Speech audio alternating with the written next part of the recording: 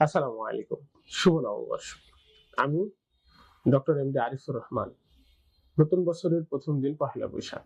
আনন্দ উৎসব আর আমাদের হাজার বছরের ঐতিহ্যের এক অপূর্ব মিলন মেলা।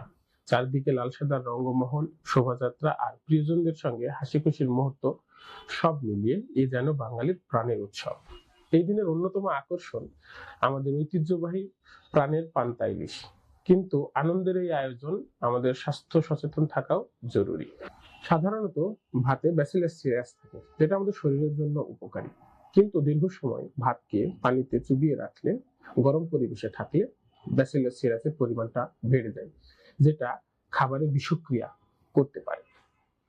আমাদের খেয়াল রাখতে হবে পরিষ্কার এবং ফুটনো পানিতে, আবারও বলতেছি, পরিষ্কার এবং ফুটনো পানিতে স্বল্প সময়ের জন্য ভাতকে ভিজিয়ে রেখে পান্তাতে পরিণত করতে হবে।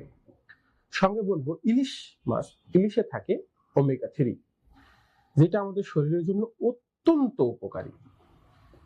কিন্তু অত্যধিক তেলে ভাজলে এই ওমেগা 3 পুষ্টিগুণ কমে যায়, ইলিশের পুষ্টিগুণ কমে যায়।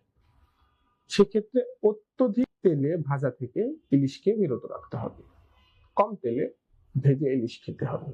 শিশু, বয়স্ক, অসুস্থ মানুষকে পান্তা ভাত থেকে এড়িয়ে চলার জন্য অনুরোধ করতেছি। সংস্কৃতি আমাদের গর্ব, স্বাস্থ্য আমাদের দায়িত্ব। আসুন আমরা সবাই স্বাস্থ্য সচেতন হই, সচেতনতার সাথে পহেলা বৈশাখ 1433 উদযাপন করি। নিজে সুস্থ থাকুন, পরিবারকে সুস্থ রাখার চেষ্টা করুন, সচেতনতা বাড়ান। যে কোনো প্রয়োজনে আমাদের সঙ্গেই থাকবেন। আসসালামু আলাইকুম।